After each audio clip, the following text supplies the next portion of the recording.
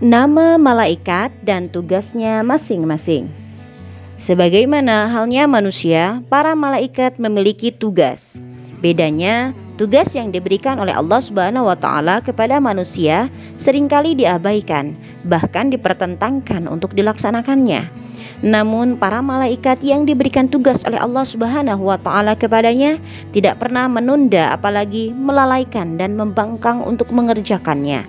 Bahkan dia melaksanakan tugasnya sesuai dengan perintah Allah Subhanahu wa Ta'ala dan tidak dia mendurhakainya. Allah Subhanahu wa Ta'ala berfirman dalam Quran surah At-Tahrim ayat ke-6 yang bunyinya adalah Bismillahirrahmanirrahim. Ya ayyuhalladzina amanu qu anfusakum wa ahlikum nara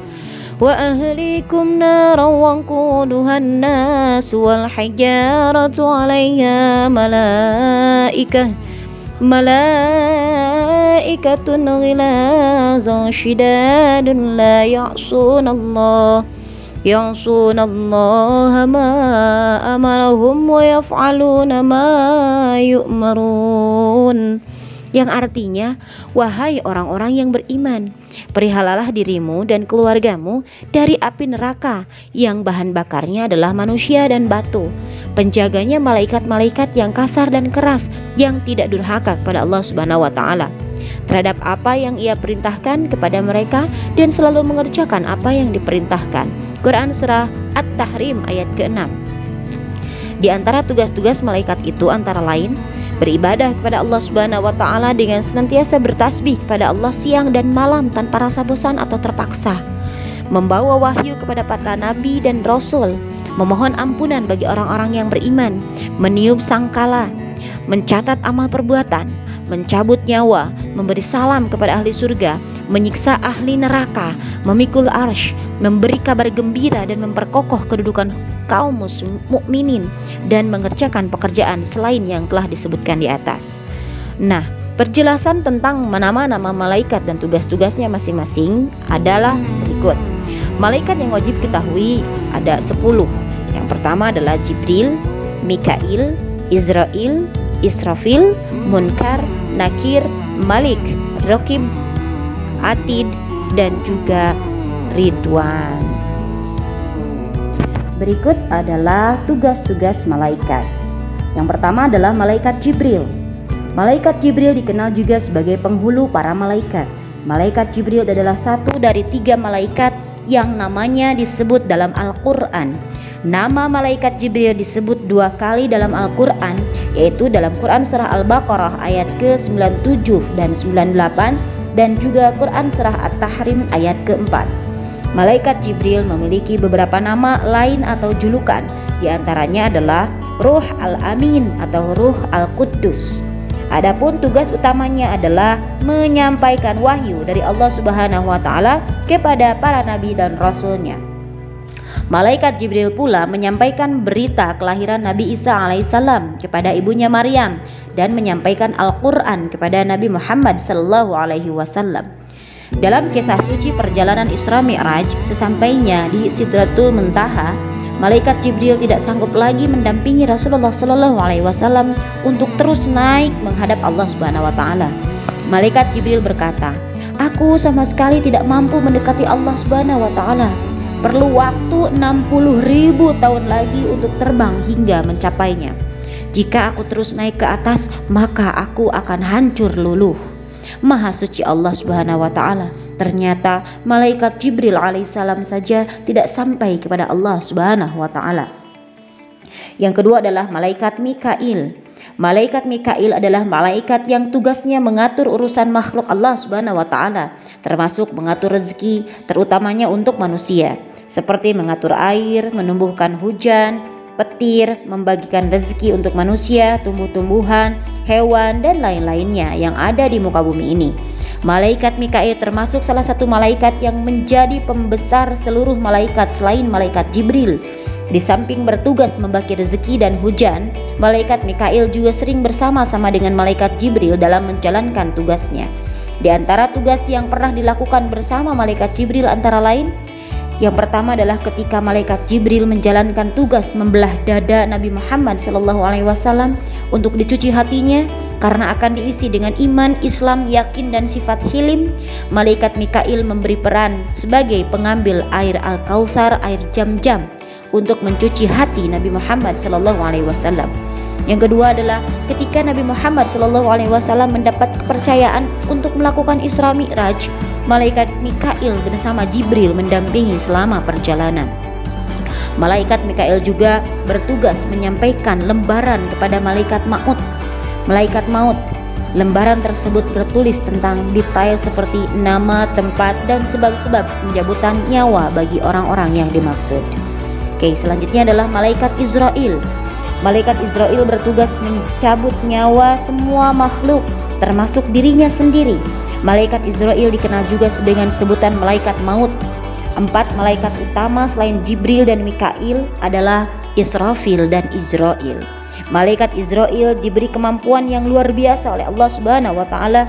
Di antaranya adalah dapat menjangkau dengan mudah dari barat hingga timur, bahkan seseorang yang sedang menghadap sebuah meja makan yang dipenuhi berbagai makanan yang siap untuk dimakan.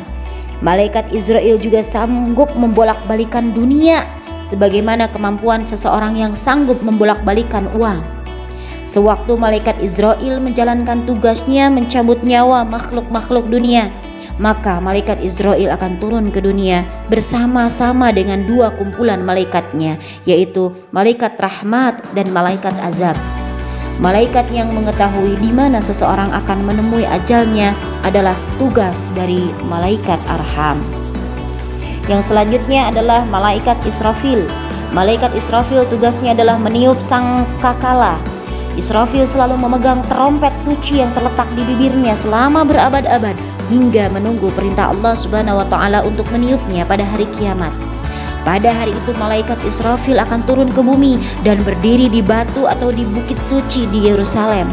Tiupan pertama akan menghancurkan dunia berserta isinya. Tiupan kedua akan mematikan para malaikat, serta tiupan ketiga akan membangkitkan orang-orang yang telah mati dan mengumpulkan mereka di padang mahsyar.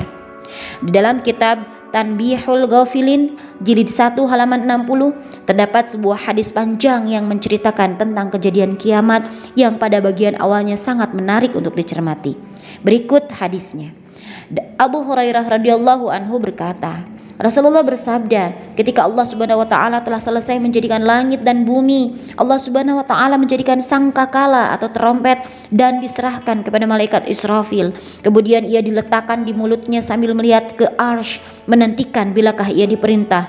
Saya bertanya, "Ya Rasulullah, apakah sangkakala itu?" Jawab Rasulullah, "Bagaikan tanduk dari cahaya." Saya tanya, "Bagaimana besarnya?" Jawab Rasulullah, "Sangat besar bulatannya. Demi Allah yang mengutusku sebagai nabi, besar bulatannya itu seluas langit dan bumi dan akan ditiup hingga 3 kali. Pertama, nafkhatul faza, untuk menakutkan. Yang kedua, nafkhatus sa'aq, untuk mematikan. Dan yang ketiga, nafkhatus ba'ats, untuk menghidupkan kembali atau membangkitkan. Dalam hadis di atas disebutkan bahwa sangkakala atau trompet malaikat Israfil itu bentuknya seperti tanduk dan terbuat dari cahaya. Ukuran bulatannya seluas langit dan bumi, bentuknya laksana tanduk, mengingatkan kita pada trompet orang-orang zaman dahulu yang terbuat dari tanduk. Selanjutnya adalah malaikat munkar. Malaikat munkar bersama malaikat nakir bertugas menanyakan dan menguji iman orang yang sudah mati di alam kubur. Yang selanjutnya adalah malaikat nakir. Malaikat munkar dan nakir merupakan 2 malaikat yang bertugas menanyakan dan menguji iman yang sudah mati di alam kubur. Hal itu akan dimulai ketika pemakaman selesai dan orang terakhir dari jamaah yang mengikuti pemakaman telah melangkah 40 kaki dari makam. Malaikat munkar nakir akan menanyakan 3 perkara, yaitu siapa Tuhanmu, man rabbuka, apa agamamu, siapa nabimu, man nabiyuka. Seorang mukmin yang soleh akan menjawab bahwa Tuhanku adalah Allah Subhanahu wa taala, agamaku adalah Islam, dan nabiku adalah Muhammad sallallahu alaihi wasallam. Jika jawaban seseorang itu benar seperti tersebut di atas, maka waktu untuk menunggu hari kebangkitan akan sangat menyenangkan. Namun, apabila seorang tidak dapat menjawab seperti tersebut di atas, maka orang tersebut akan dihukum hingga hari penghakiman. Selanjutnya adalah malaikat raqib. Malaikat raqib bertugas mencatat segala amal kebaikan manusia. Ia bersama malaikat atid yang mencatat amal buruk bertugas bersamaan. Ada dalam Quran surah Qaf ayat ke-18. Selanjutnya adalah malaikat atid. Malaikat atid bertugas mencatat segala amal keburukan manusia. Malaikat raqib dan atid sangat jujur dan tidak pernah bermaksiat kepada Allah Subhanahu wa taala. Mereka mencatat dengan penuh ketelitian sehingga tidak ada satupun keburukan dan kebaikan yang luput dari catatan keduanya. Selanjutnya adalah malaikat malik. Malaikat malik adalah malaikat yang memimpin para malaikat yang bertugas di neraka. Malaikat malik disebut dalam Quran surah Az-Zukhruf ayat ke-77. Wa nadau ya maliku liyaqdi alaina rabbuk qala innakum makithun. Dan mereka berseru, "Hai malaikat malik, biarlah Tuhan mau membunuh kami saja." Dia menjawab, "Sungguh kamu akan tetap tinggal di neraka ini." Dari ayat di atas dapat dipahami bahwa malaikat malik adalah malaikat yang memimpin para malaikat yang bertugas di neraka. Hal ini dipertegas oleh firman Allah yang artinya di atasnya ada 19 malaikat penjaga. Quran surah Al-Mudaththir ayat ke-30. Dan yang terakhir adalah malaikat Ridwan. Malaikat Ridwan bertugas menjaga dan mengawasi surga serta menyambut semua hamba Allah yang akan masuk ke dalamnya. Malaikat Ridwan sangat ramah menyambut dan mempersilahkan orang-orang yang akan masuk ke dalam surga. Itu saja barangkali yang akan kita bahas hari ini tentang tugas dan malaikat yang wajib kita ketahui. Semoga kita senantiasa menambah iman kita kepada Allah karena kita senantiasa diawasi oleh malaikat. Oke, adapun hikmah daripada kita beriman kepada malaikat adalah yang pertama, menambah keimanan dan ketakwaan kepada Allah. Bersenantiasa hati-hati dalam ucapan dan perbuatan, sebab segala apa yang dilakukan manusia tidak luput dari penglihatan malaikat Allah Subhanahu wa taala.